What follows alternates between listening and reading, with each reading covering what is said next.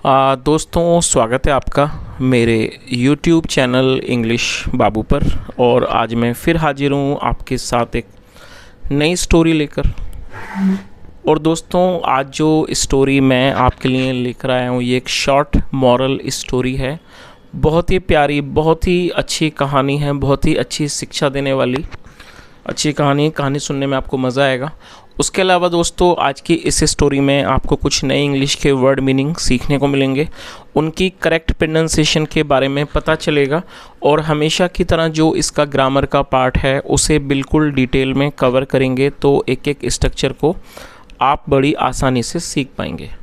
तो चलिए दोस्तों, आज की इस कहानी को हम शुरू करते हैं और सबसे पहले कहानी का टाइटल देखते हैं। कहानी का टाइटल है आ जेंटल लेसन। क्या मतलब हुआ दोस्तों? GENTLE, जेंटल एडजेक्टिव है और जिसका मतलब होता है कोमल, सौम्य, अच्छा, मुलायम। और लेसन का मतलब सबक। तो इस पूरी लाइन का क्या अर्थ हुआ? आ जेंटल लेसन। तो दोस्तों, जैसे मैंने आपको बताया, जेंटल का मतलब होता है कोई मुलायम या फिर सौम्य।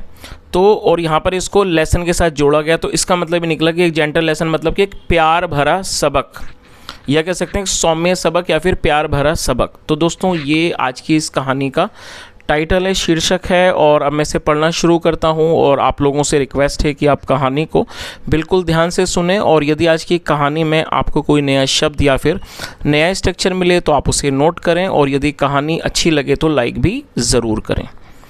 तो चलिए इसको शुरू करते हैं। Once upon a time a student named Ravi lived in an ashram। क्या मतलब हुआ? Once upon a time का मतलब होता है कि एक समय की बात है। A student named Ravi। दोस्तों, ये जो वाक्य है ये एक पास्ट इंडेफिनिट का अफर्मेटिव वाक्य है, और जब हम पास्ट इंडेफिनिट में कोई भी अफर्मेटिव का वाक्य बनाते हैं तो वहाँ वर्ब की सेकंड फॉर्म का यूज़ किया जाता है। लिव का मतलब होता है रहना, किसी स्थान पर निवास करना, और सेकंड फॉर्म है लिव्ड। तो क्या अर्थ हुआ? वंस अपॉन ए टाइम, एक समय की बात है। आ स्टूडेंट, एक विद्यार्थी, नेम्ड रवि, रवि नाम का, या कह सकते हैं रवि नामक, लिव्ड रहता था, इन एन आश्रम, एक आश्रम में। तो पूरी लाइन का क्या अर्थ निकला कि एक समय की बात है, एक रवि नामक विद्यार्थी एक आश्रम में रहता था। He was very naughty. दोस्तों, ये जो वाक्य है ये एक सिंपल पास्ट का वाक्य है। सिंपल पास्ट का मतलब होता है जब हम पास्ट में कोई ऐसा वाक्य बनाते हैं जहाँ पर वॉज या फिर वर्ब का इस्तेमाल हेल्पिंग वर्ब के रूप में किया जाता है, साथ में नाउन या फिर एडजेक्टिव को लेकर वाक्य बनाया जाता है। और दोस्तों, जब हम सिंपल पास्ट में या फिर सिंपल प्रेजेंट में कोई भी वाक्य बनाते हैं तो ऐसे वाक्यों में वर्ब का इस्तेमाल नहीं किया जाता है। तो इस तरह के जो वाक्य हैं उन वाक्यों को नो एक्शन सेंटेंस भी कहा जाता है। और ये जो नॉटी है, NAUGHTY, ये एडजेक्टिव है जिसका मतलब होता है शरारती। ही वॉज वेरी नॉटी, वह बहुत शरारती था। Every night he used to jump over the ashram's boundary wall and roam here and there. क्या मतलब हुआ? दोस्तों, इस वाक्य में यूज टू का इस्तेमाल किया गया है हेल्पिंग वर्ब के रूप में, और यूज टू का जो प्रयोग है वो पास्ट के वाक्यों में कंसिस्टेंसी को दिखाने के लिए किया जाता है। कंसिस्टेंसी का मतलब होता है किसी भी तरह की निरंतरता। तो जब हम ये ऐसे कोई वाक्य बनाते हैं जहाँ पर ये दिखाते हैं कि पास्ट में कोई व्यक्ति किसी काम को बराबर करता था, कंसिस्टेंटली करता था, तो ऐसे वाक्यों में यूज टू का इस्तेमाल किया जाता है हेल्पिंग वर्ब के रूप में, साथ में वर्ब की फर्स्ट फॉर्म लगाई जाती है। तो क्या अर्थ हुआ? एवरी नाइट मतलब कि हर रात।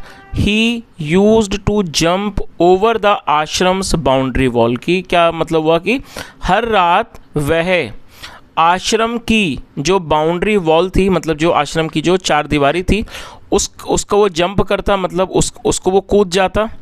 And roam here and there, और यहाँ वहाँ घूमता। और आप इसे नोट कर लें, ROAM, रोम का मतलब होता है घूमना। तो पूरी लाइन का क्या अर्थ निकला कि हर रात वह आश्रम की जो बाउंड्री वॉल थी उसको वो कूद जाता, उसको जंप कर जाता और वो इधर उधर घूमता। He used to return before dawn. दोस्तों, DAWN, इसे डॉन पढ़ेंगे। और डॉन का मतलब होता है सुबह का समय, जो सुबह की जो पहली एक तरह से कह सकते हैं किरण जब बिल्कुल शुरुआत होती है, सुबह सुबह का जो समय होता है उसे डॉन कहा जाता है। तो क्या अर्थ हुआ, he used to return before dawn, वह बिफोर डॉन मतलब कि सवेरा होने से पहले आ जाया करता था। रिटर्न मतलब लौटना, वह सवेरा होने से पहले वापस आ जाया करता था। He thought that no one knew that he went out at night. क्या अर्थ हुआ, ही थॉट। दोस्तों ये जो वाक्य है ये भी पास्ट इंडेफिनिट का ही वाक्य है, जहाँ पे सेकंड फॉर्म लगाते हैं। थिंक मतलब सोचना या फिर लगना, सेकंड फॉर्म है थॉट। ही थॉट उसे लगता था कि नो वन न्यू कि कोई भी नहीं जानता है, that he went out at night कि वह रात को बाहर जाता है।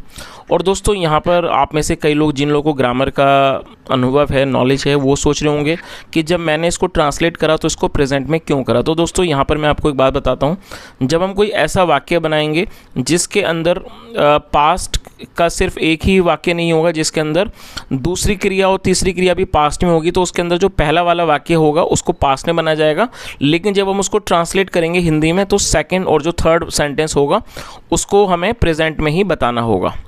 तो इस तरह से पूरी लाइन का क्या अर्थ निकला कि उसे लगता था कि किसी को भी पता नहीं है कि वह रात को बाहर जाता है। चलिए आगे देखिए। But his guruji knew it. क्या मतलब हुआ दोस्तों, ये जो वाक्य है ये पास्ट इंडेफिनिट का ही अफर्मेटिव वाक्य है, जहाँ पे सेकंड फॉर्म लगाते हैं। नो का मतलब जानना, पता होना, second form knew. But his guruji knew it, लेकिन उसके गुरुजी ये जानते थे। He wanted to catch Ravi red handed.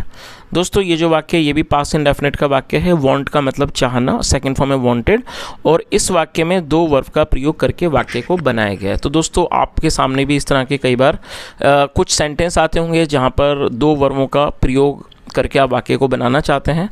तो अब आपको इस रूल को याद रखना होगा कि जब आप कोई भी ऐसा वाक्य बनाएंगे जहाँ पर दो वर्ब का प्रयोग आपको करना है तो पहले वर्ब के बाद आपको टू का इस्तेमाल करना है कंजक्शन के रूप में, और जब आप अगली वर्ब को मेंशन करेंगे तब आपको टू के बाद हमेशा ही वर्ब की फर्स्ट फॉर्म का इस्तेमाल करना है। और वांट का मतलब चाहना, और ये सेकंड फॉर्म है वांटेड। और जैसा मैंने आपको बताया कि जब हम दूसरी वर्ब का इस्तेमाल करेंगे तब हमें सिर्फ फर्स्ट फॉर्म का ही यूज़ करना है, लेकिन उससे पहले हमें टू लगाना है कंजक्शन के रूप में। तो क्या अर्थ हुआ, और कैच का मतलब होता है पकड़ना। He wanted to catch Ravi, वह रवि को पकड़ना चाहते थे। रेड हैंडेड, दोस्तों देखिए रेड का मतलब ऐसे लाल होता है, लेकिन रेड हैंडेड का मतलब ये नहीं है कि लाल हाथ। तो रेड हैंडेड का मतलब होता है रंगे हाथ। रंगे हाथ से मतलब ये हुआ कि जब व्यक्ति उस काम को कर रहा हो। तो ये एडजेक्टिव है, आप इसे नोट कर लें। तो पूरी लाइन का क्या अर्थ निकला कि वह रवि को रंगे हाथ पकड़ना चाहते थे। और ये किसके बारे में बात हो रही है, गुरुजी के बारे में। चलिए दोस्तों यहाँ जैसे मैंने आपको बताया कि दो वर्ब के वाक्यों में किस तरह से बनाना है, तो यहाँ पर मैं आपको एक सेंटेंस या एक दो सेंटेंस देता हूँ, आप उन्हें ज़रूर ट्रांसलेट करें और आप उन्हें कमेंट में बताएं। आप उसे नोट कर लीजिए। पहला वाक्य है, वह कार खरीदना चाहता था। आई रिपीट द सेंटेंस, वह कार खरीदना चाहता था। दोस्तों इस वाक्य में दो वर्बों का ही प्रयोग करके वाक्य को आपको बनाना है। दूसरे वाक्य को भी नोट कर लीजिए।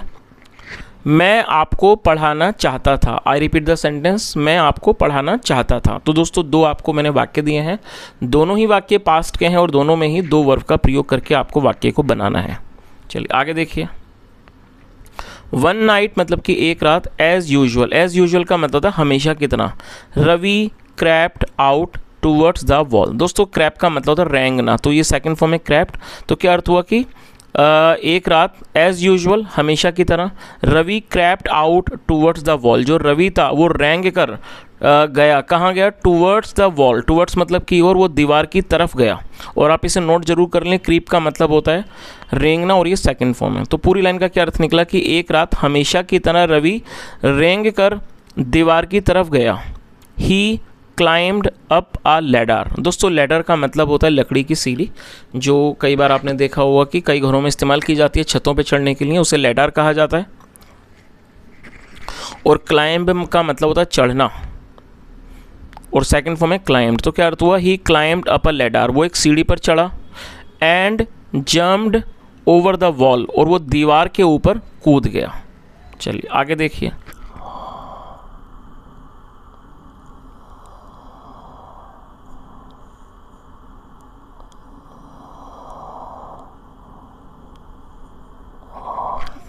when he had gone, his Guruji got up and took away the ladder from the spot. क्या अर्थ हुआ when he had gone?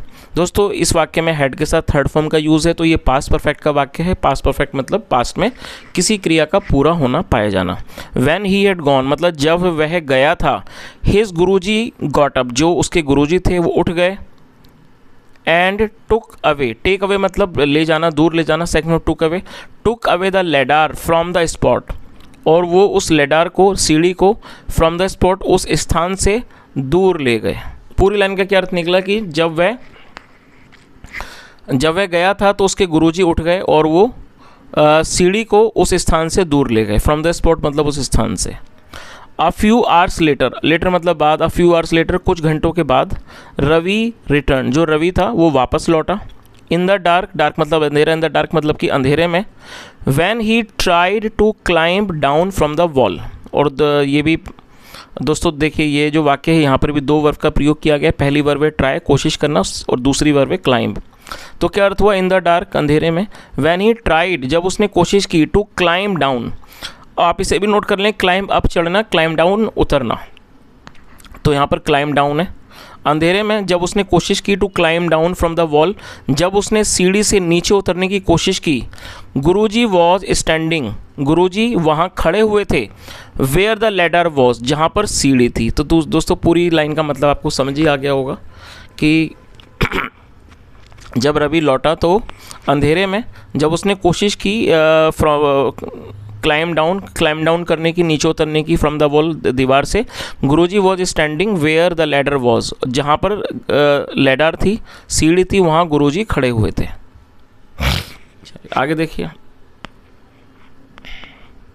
He helped Ravi to get down. Help मतलब मदद करना, और ये सेकंड फॉर्म है। ही हेल्प्ड रवि, उन्होंने रवि की मदद की। टू गेट डाउन नीचे उतरने में। एंड सैड और कहा, son you should take a warm shawl when you go out at night. क्या अर्थ हुआ दोस्तों? इस वाक्य में देखिए शुड का यूज़ है, साथ में वर्ब की फर्स्ट फॉर्म है, तो मैं चाहूँगा आप इसे ज़रूर नोट कर लें। उसके अलावा यहाँ पर मैं आपको एक दो वाक्य भी दूंगा सिर्फ एक्सरसाइज प्रैक्टिस के लिए। शुड का प्रयोग वाक्यों में सलाह को दर्शाने के लिए किया जाता है। जब आप कोई ऐसा वाक्य बनाएंगे जहाँ पर आप कोई सलाह देते हैं किसी को, तो ऐसे वाक्यों में शुड का इस्तेमाल किया जाएगा, साथ में वर्ब की फर्स्ट फॉर्म लगाई जाती है। तो यहाँ पर भी जो वाक्य है उसमें जो ये गुरुजी हैं वो रवि को सलाह दे रहे हैं, उसको कोई सुझाव दे रहे हैं, इसलिए यहाँ पे शुड का यूज़ किया गया। चलिए पहले इसकी मीनिंग देख लीजिए, उसके बाद मैं आपको दो वाक्य देता हूँ। तो क्या अर्थ हुआ? उन्होंने रवि की नीचे उतरने में मदद की। एंड सेड और कहा, सन बेटा you should take a warm shawl, warm का मतलब गर्म, तुम्हें एक गर्म शॉल ले जानी चाहिए। When you go out at night, जब रात को तुम बाहर जाते हो। चलिए तो दोस्तों यहाँ पर जो गुरुजी थे उन्होंने बिल्कुल भी गुस्सा नहीं दिखाया, ना उस बच्चे को डांटा, बल्कि उन्होंने बड़े प्यार से कहा कि जब आप रात को बाहर जाते हो तो आपको एक गर्म शॉल ले जानी चाहिए। तो दोस्तों मैंने आपको ऑलरेडी बता दिया है कि यहाँ पर शुड का यूज़ सलाह के लिए होता है। तो मैं आपको यहाँ पर दो वाक्य देना चाहूँगा, आप उन्हें कृपया करके नोट करें, ट्रांसलेट करें और कॉमेंट में बताएँ। पहले वाला वाक्य है, आपको रोज़ स्कूल जाना चाहिए। आई रिपीट द सेंटेंस, आपको रोज़ स्कूल जाना चाहिए। नेक्स्ट जो सेंटेंस है आप उसे नोट कर लीजिए, क्या मुझे दौड़ना चाहिए। आई रिपीट द सेंटेंस, क्या मुझे दौड़ना चाहिए। और दोस्तों दोनों ही वाक्यों में सलाह का आभास हो रहा है, तो यहाँ पर शुड का यूज़ किया जाएगा। आप इनको ट्रांसलेट करके कमेंट में बताएं। चलिए आगे देखिए, Guruji had taught Ravi a lesson in a gentle way. और दोस्तों ये जो वाक्य है ये भी एक पास्ट परफेक्ट का वाक्य है। जैसा मैंने आपको बताया, पास्ट परफेक्ट का मतलब होता है पास्ट में कोई क्रिया का पूरा होना पाया जाना। जैसे आया था, गया था, लिया था, दिया था, चुका था, ऐसे वाक्यों में ऐसे वाक्यों को पास्ट परफेक्ट का वाक्य कहा जाता है। और पास्ट परफेक्ट में हैड का इस्तेमाल हमेशा किया जाता है हेल्पिंग वर्ब के रूप में, साथ में वर्ब की थर्ड फॉर्म भी लगाई जाती है। तो आप चाहें तो थर्ड फॉर्म को भी नोट कर लीजिए। टीच का मतलब होता है पढ़ाना या फिर सिखाना, और ये सेकंड फॉर्म है TAUGHT। उसके अलावा ये थर्ड फॉर्म भी है, तो यहाँ पर इसको थर्ड फॉर्म के रूप में प्रयोग किया गया है। तो क्या अर्थ हुआ इस लाइन का? Guruji had taught Ravi a lesson in a gentle way. Guruji ने रवि को सौम्य तरीके से, जेंटल वे का मतलब है सौम्य तरीके से, या कह सकते हैं प्यार से। गुरुजी ने रवि को प्यार से एक सबक सिखाया था। Ravi realised his mistake. Realise का मतलब होता है महसूस होना, और second form realised, Ravi realised his mistake, his मतलब अपनी, उसकी। रवि को अपनी गलती का एहसास हुआ एंड अपोलोजाइज्ड फॉर इट, और उसने इस चीज़ के लिए माफ़ी मांगी। अपोलोजाइज़ का मतलब है माफ़ी मांगना, और ये सेकंड फॉर्म है, और उसने इस चीज़ के लिए माफ़ी मांगी। चलिए, तो दोस्तों इस तरह से ये छोटी सी कहानी यहीं ख़त्म होती है, बहुत ही अच्छे मॉरल के साथ। और यदि मैं कहानी के बारे में बात करूं, पर्सनली मुझे कहानी बहुत अच्छी लगी, क्योंकि कहानी बहुत छोटी है, कोई ज़्यादा बड़ी कहानी नहीं है, बड़ी बेसिक सी स्टोरी है, लेकिन कहानी का जो मैसेज है, कई बार ऐसा होता है कुछ कहानियां हमारे सामने आती हैं जो कि बहुत ही छोटी होती हैं, लेकिन जब उसमें हम शिक्षा के बारे में बात करते हैं तो बहुत कुछ उसके अंदर हमें सीखने को मिलता है। और जो इसमें इतनी गहरी बात बताई गई है, तो मुझे लगता है कि हम सबको इससे सीखना चाहिए कहीं ना कहीं। जैसे यहाँ हमने देखा कि जो गुरुजी थे, यदि वो चाहते उस बच्चे की, रवि की, वो उस पर गुस्सा कर सकते थे, उसको डांट सकते थे, चाहते तो उसकी पिटाई भी कर सकते थे, लेकिन उन्होंने वैसा बिल्कुल नहीं किया। उन्होंने उसको प्यार से समझाया। तो मैं समझता हूँ कि कई बार जब हम दूसरे लोगों को, या फिर अपने से छोटों को, या फिर हम किसी बच्चे को समझाते हैं, तो हमें ज़्यादा सख्ती भी नहीं करनी चाहिए, क्योंकि जब हम किसी व्यक्ति को बड़े ही अच्छे तरीके से समझाते हैं तो वो व्यक्ति उस बात पर ध्यान भी देता है। So I hope that you must have enjoyed this, and I really enjoyed reading this story today. And what I told you, that the chapter or the moral of the story is so good, because we should also learn from this story that whenever we want to tell someone, or when we want to correct someone, or when we want to teach a lesson to someone, we should not be harsh, and we should not be very tough. We should try to teach that person very gently, so that person can easily understand that. So I hope you enjoyed the session. If you really enjoyed the session, and if you think that this video has been helpful for you, then do like this video and subscribe the channel if you have not subscribed yet.